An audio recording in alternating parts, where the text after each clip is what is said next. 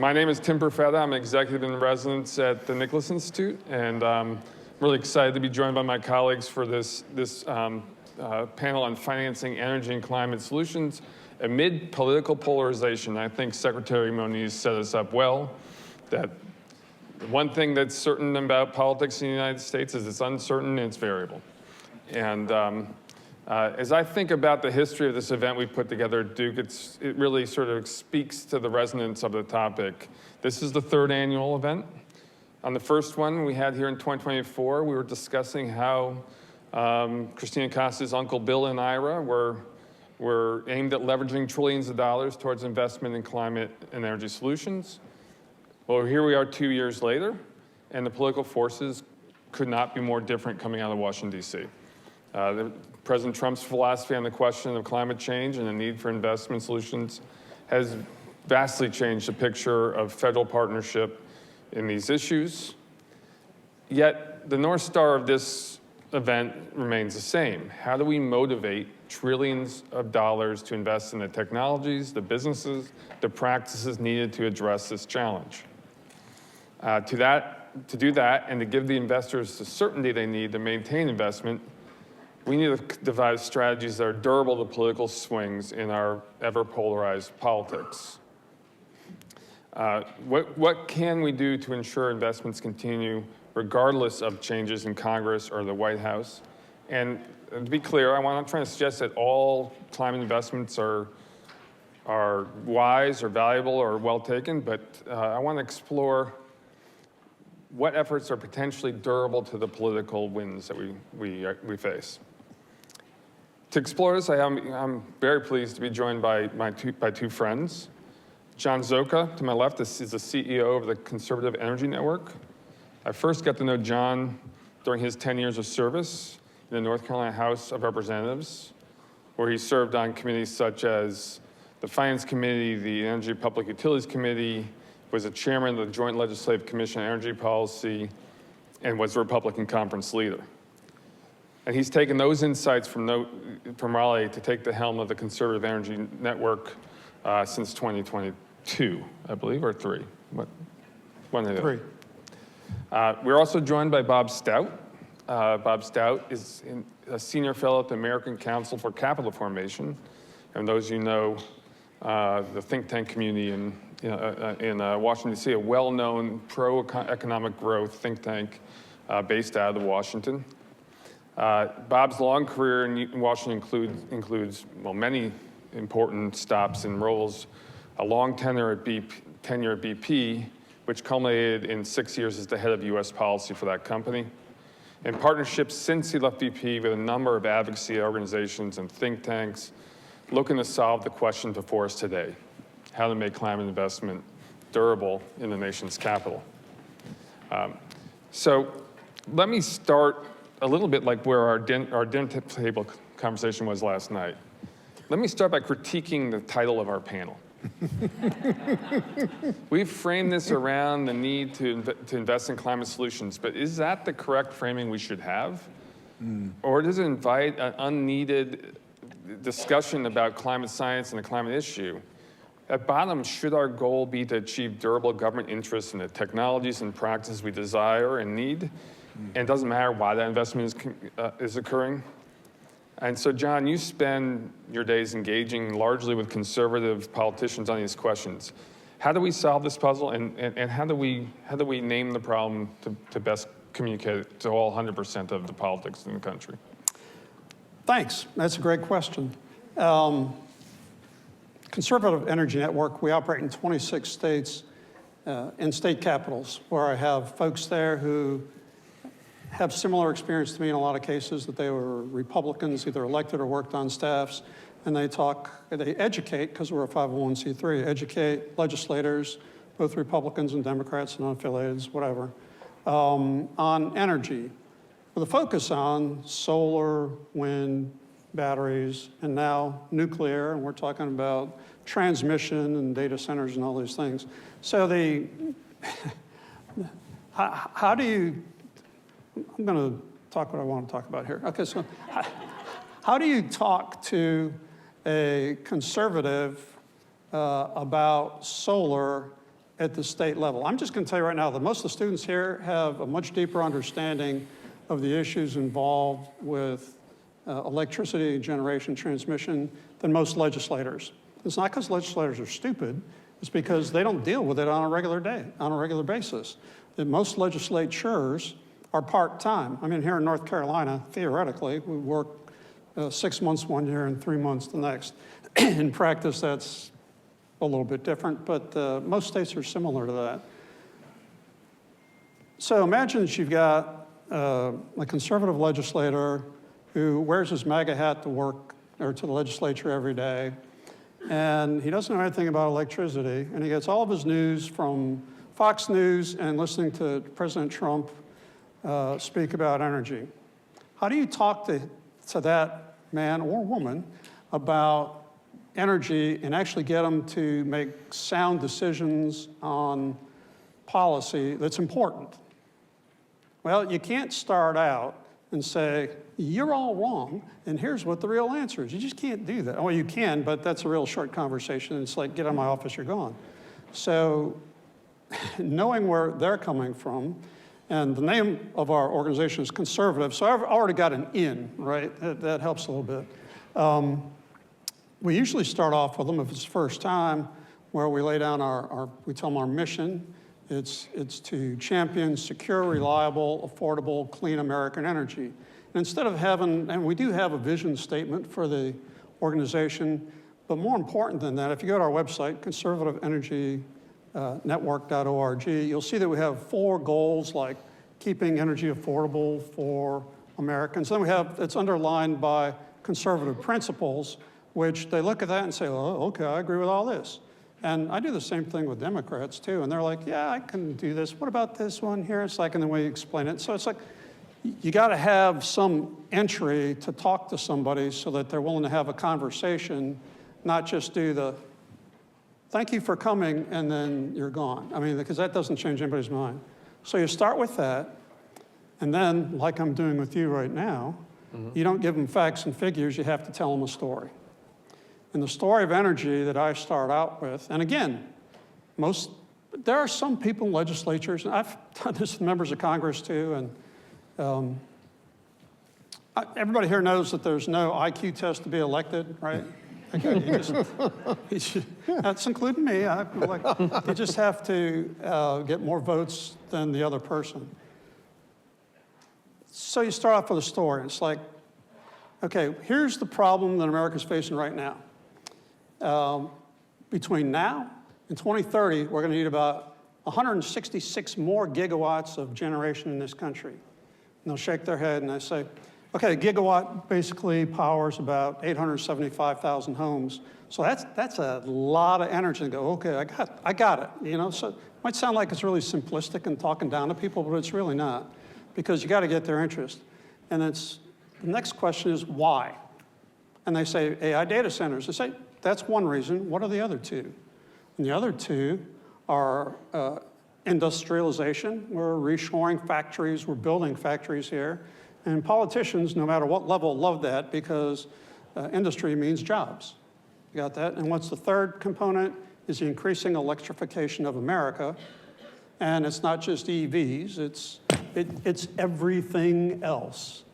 I mean, it's everything else. I just had to have my house rewired because it was a 90 amp system. I got so much stuff in there. And I bought an EV and I had to upgrade to a 200 amp. So I'm drawing more power from the system. And they say, okay, well, that's interesting. It sounds like jobs. I like that. We need more energy. It needs to be affordable. It's like, oh, I'm in. And then the next question I ask them is, what do you think is going to provide all this energy, not in 2050 or way out in the future, between now and 2030? And immediately, most of them say, nuke. I say, that's what they say. I say, well, no. What's available now to build is solar, batteries, onshore wind. And that's pretty much it, okay?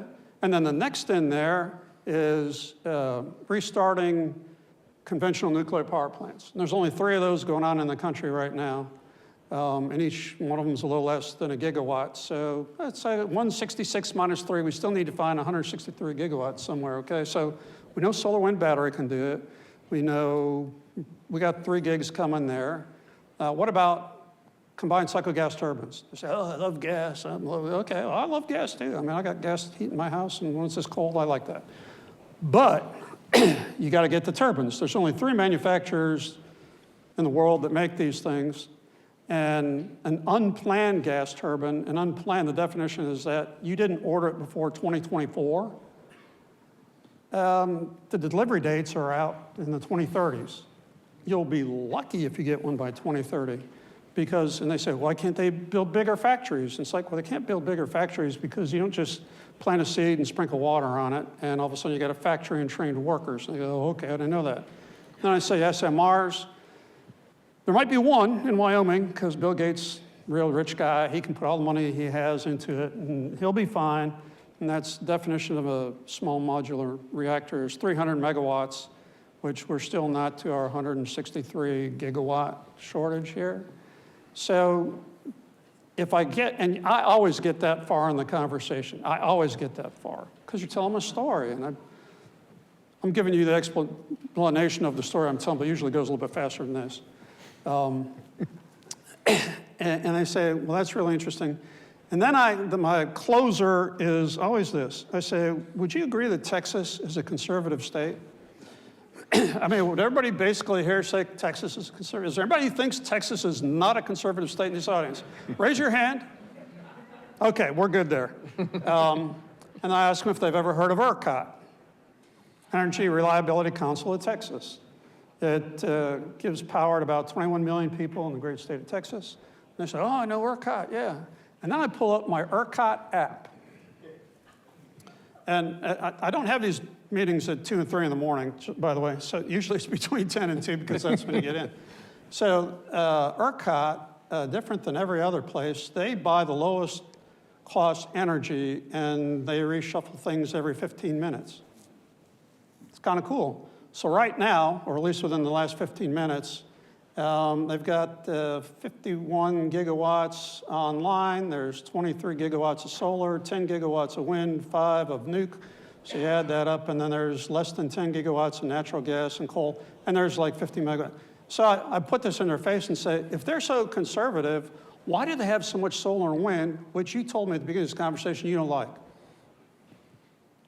And that is the palm forehead reaction I get from them. It's like, I don't get it. And then the top of this app, it says, oh, by the way, the cost, here's why. Right now, or at least within the last 15 minutes, in the ERCOT's divided into 4 sectors.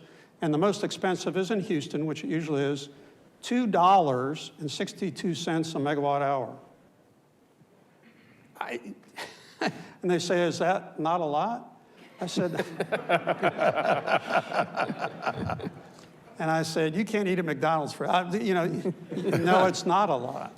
And then they said, well, what about Vogtle 3 and 4? It's like, well, Vogtle 4, in the best southern sense of the word, bless their heart. And I like nuke, but it's like $264 a megawatt hour for Vogtle 4. Vogtle 3 got completed, it came all the way down to $165 an hour. So yeah, and I'd throw that out there and say, oh, that's so cheap. It's like, so why don't you like solar and wind and battery storage? And they go, then they'll quote somebody. And it's like, you gotta tell them a story. So if there's anything that anybody in this audience takes away from here is when you're talking to people who probably don't agree with you.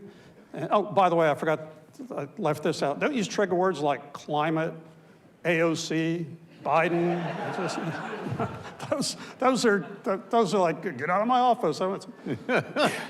Like, look, I believe in climate change. And they ask me that, do you believe in climate change? And I say, absolutely do. I say, and I can prove it too in the next 20 seconds. I go on. I say, I grew up in Cleveland, Ohio. 10,000 years ago, it was underneath a mile of ice. And I grew up there, and I wasn't on the type of an iceberg. So climate's real. Climate change is real. The question is, do humans have an impact on it? And the answer to that is yes as well. And I refer them back to the ozone layer debacle in the 80s, which some of you students might be too young to remember that. Hopefully you studied it. But the nation and the world stopped using hydrofluorocarbons. I think it was stuff that was in spray cans because it was making a big hole in the ozone layer. So humans can affect it.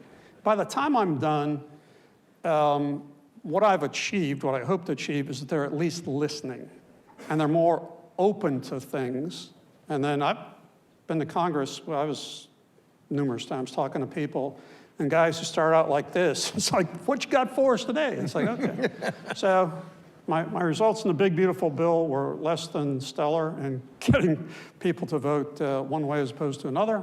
But the real action is down at the states, and we're making, I don't want to say converts, but we're opening eyes for people to make better decisions when they vote yes or no on things by educating them, but you got to lead them to it. The worst way to try and get somebody to vote for something is to go in and say, here's my two-pager, and then vomit information on their desk, because nobody does that.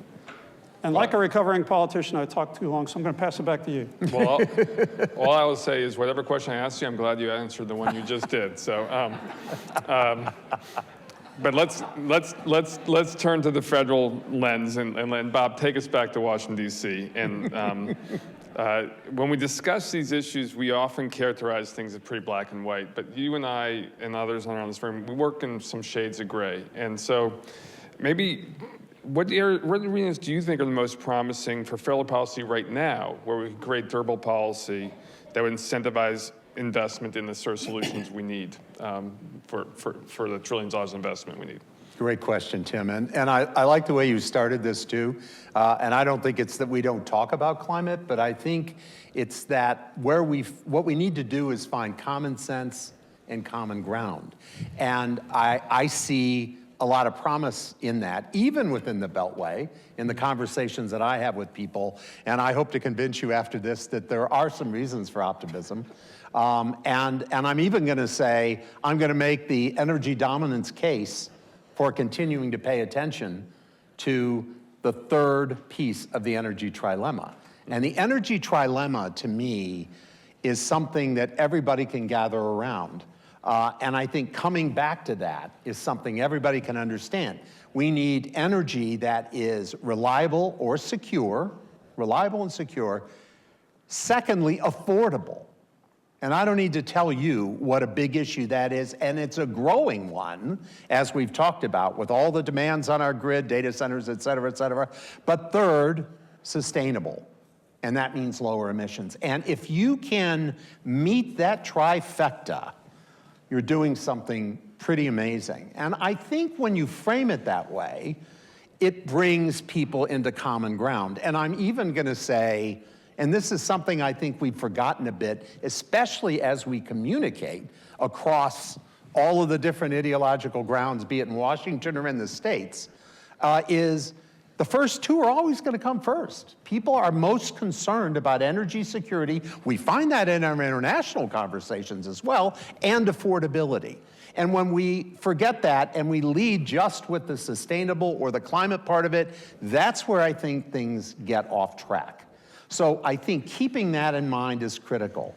And the case I would make to you, and I see some real evidence for this, is also, and Ernie Moniz pointed this out well, that one of those sources of stability is industry and markets, which have a longer term focus, and investments which are made for the longer term. And so a lot of that investment is continuing. And I would submit that where we are successful on all three pieces of that trilemma are when we intelligently use the right policy tools to incentivize, maybe it's the nudges, you know, like have been discussed, but and sometimes it's carrots and sometimes sticks.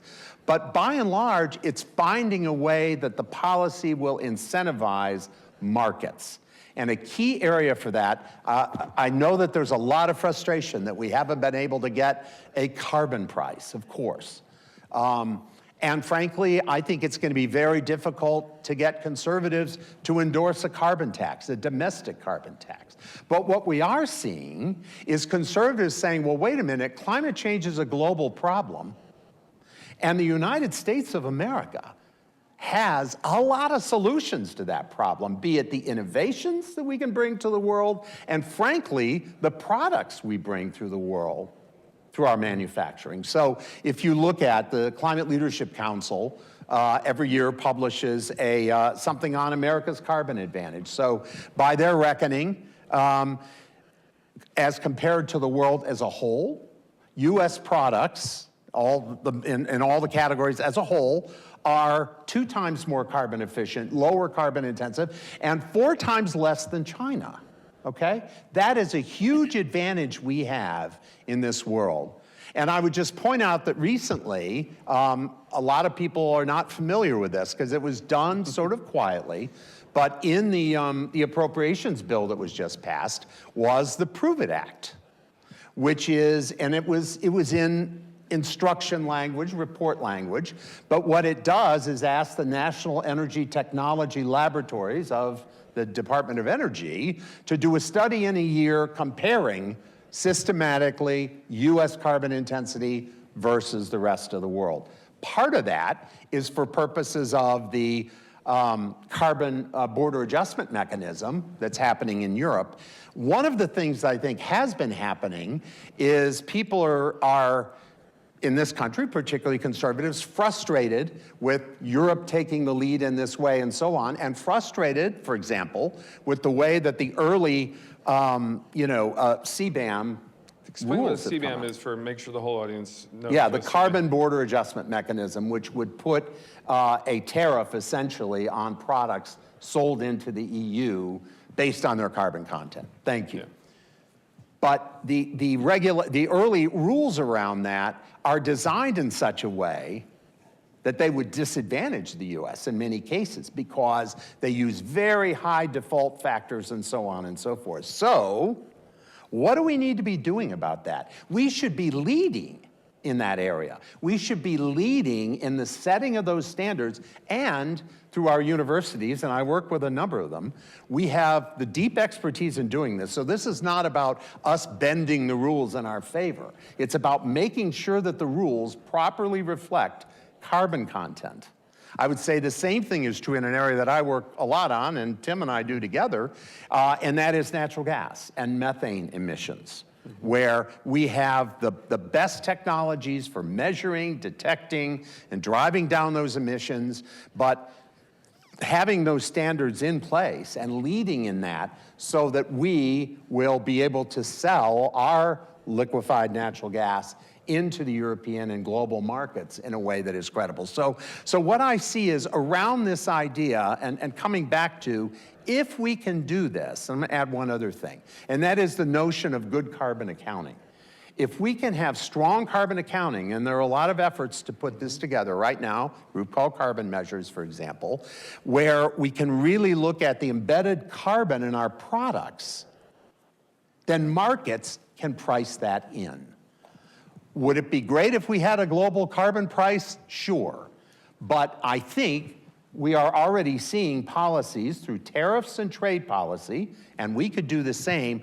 They're going to take that into account. And also, there are a lot of consumers in markets, companies that are investing for the longer term that care about this, but they don't yet have a system that is government endorsed, civil society endorsed, and viewed as accurate and reliable, verifiable, et cetera, et cetera. So all of that sounds very wonky, but it is the engine behind the progress I think we need to make, and it's an engine that I think Republicans, Democrats, the vital center can strongly endorse. So that's where I see a lot of hope here, and I think we need to use this time understanding we don't have maybe all of the policy tools that we prefer, but we do have this opportunity to, through public and private partnership and support, to develop those methods of verifying emissions so that they can then leverage markets to our advantage. So I'm going to try and do a little. First of all, for those of you who are veterans of billions of trillions, Carbon Measures is advocating for ledger-based carbon accounting, which Yes. last year we had Vijay Swar from Exxon and Jeff Ubben from the Duke board sitting having a Yes. conversation about. It's now starting to be to sort of move forward in terms of creating a general accounting practices for carbon that could be across the system. So I'm going to try and summarize something from Bob, what you said, and sort of see if we both agree with the reflection back I'm making, which is first a very specific.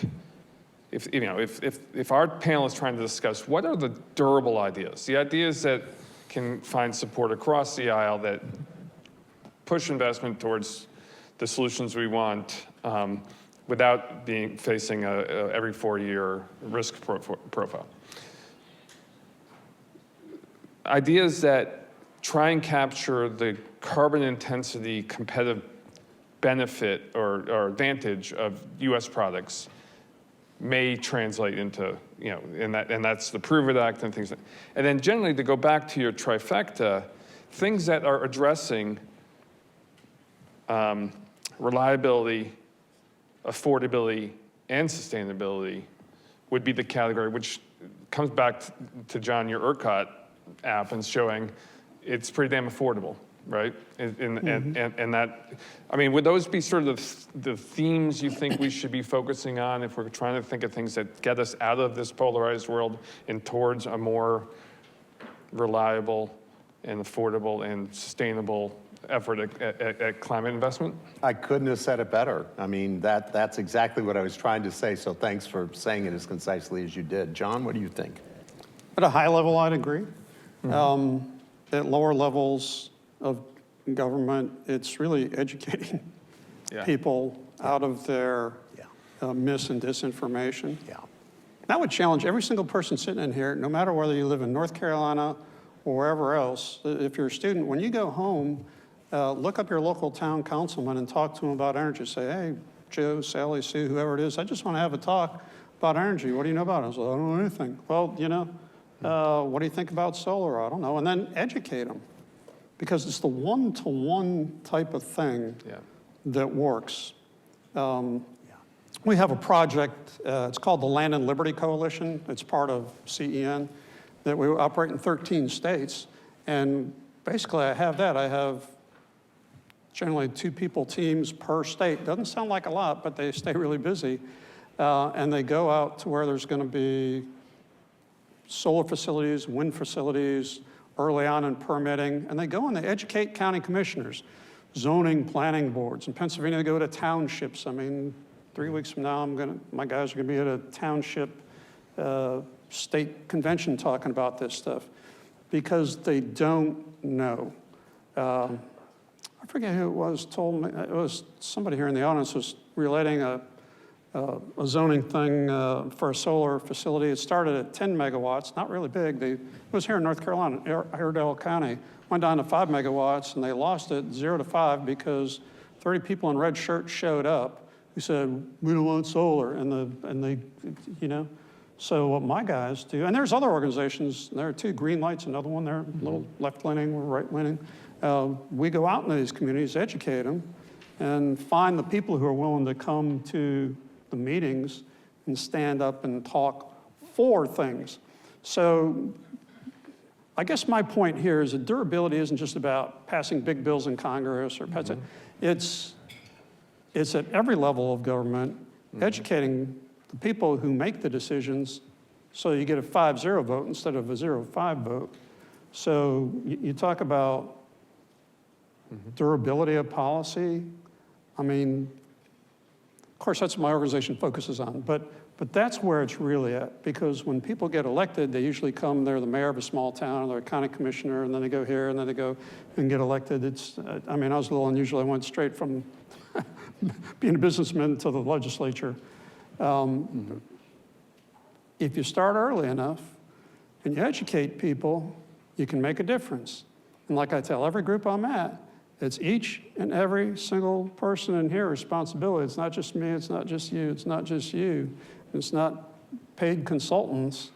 We all have to do our part. And it might just be as simple as a simple conversation, somebody at church or the kids' schools we're going to, talking to parents. Once again, I talked too long. I'll pass it back to you. All right, I'm gonna push you a little bit outside your comfort zone, Bob. Oh, good. Glad it's you and not me. I have a big comfort zone. I'm going to take you out of the Washington world, and I'm going to take you to where Ernie Moniz put us this morning. I'm going to take you to an investment committee. Okay. And a lot of investment in zero carbon energy has sort of been frustrated, and committees have been frustrated by the inconsistency of our political endorsement of such technology, and it undercuts the basic projections they made of the risk or the return on these things, their projections over time. If you were advising investors, how would you suggest to approach such investments? If we desired investors to put their money towards climate solutions, where right now would you specifically think they should put their money? And how could they control for their risks? The easy answer, but it's an invasion, so I'll move on. But the easy answer is to say what my own financial advisor says, and that is invest in a balanced, diversified, long-term portfolio. But I'm glad you asked me that, because I thought about it, and actually, Ernie Moniz really gave me a thought. I think he called them platform technologies. Mm-hmm.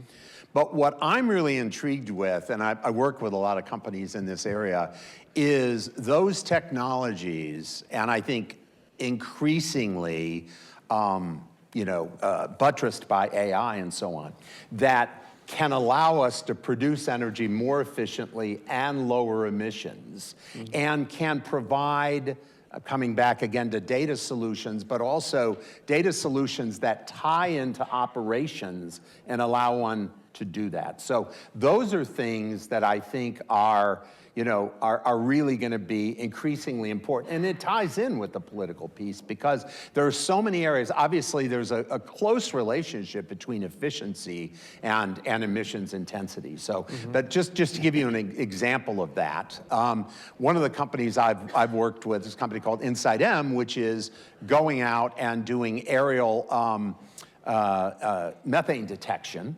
Mm-hmm. And what's interesting about methane, you knew I had to talk about methane and detection. You made it 34 minutes. Is that it's recovered product.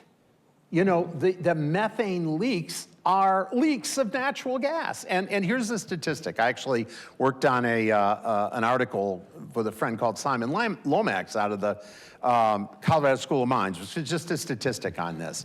EPA and IEA use their data as of 2024.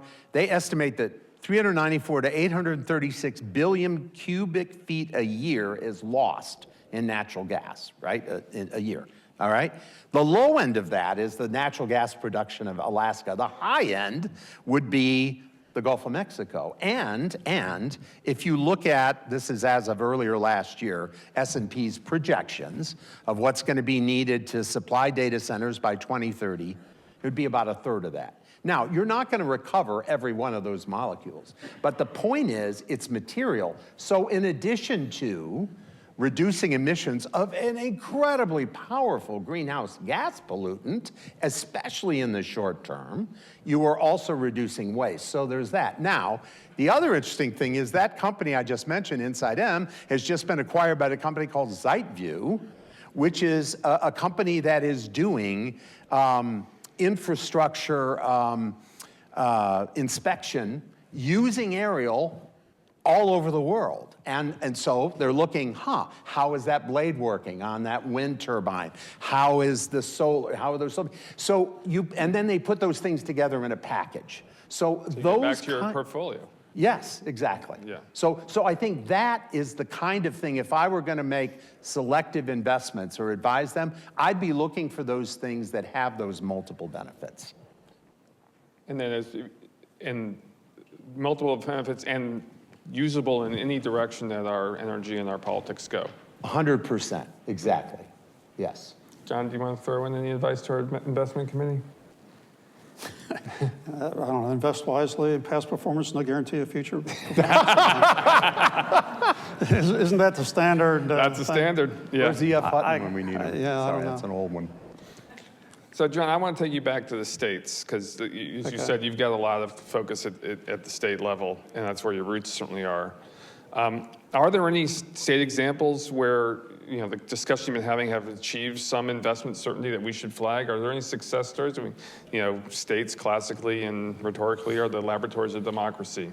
Are there any laboratory experiments you'd think would be particularly interesting for us to look at again, what we're trying to achieve here, something that's durable, something that's a conservative state, doing something that's interesting. Yeah, and I can answer the last question with the answer to this one too. Yeah. Texas. Yep. I mean, they have the least restrictions on siting. If you can find the land, you can find an off-taker, you can build it, and you get it sold. I mean, that's the best.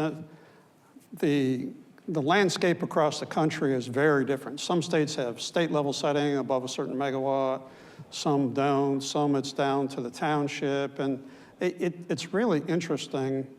And my policy guys and I have been kind of playing around with this to think maybe there's a model policy that we could kind of put forth that would have more of a centralized state aspect to it. But that kind of runs straight hard into a brick wall that most conservatives say, well, the best government is that government which governs least and at the lowest levels.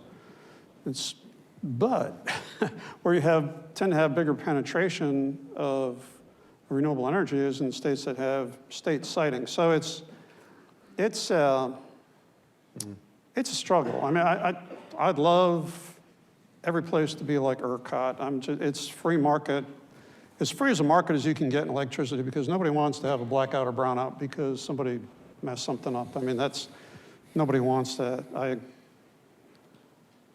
There are other states, but it's really state specific, and now I'm wondering, that's Texas. There you go. Bob, do you want a chance to jump on that at all, or? On the state piece? Yeah. Yeah. No, so I think, first of all, thank God we have somebody like John out there doing what he's doing. No, I'm serious. I mean, it's like, it really has the credibility and the understanding of these issues. A lot of this has to be done at retail, whether it's at the federal or the state level or the global level. You have to have those kind of conversations. I will say, let me give an example of this. I think, thinking of it from an industry perspective, like when I was in my old job, right?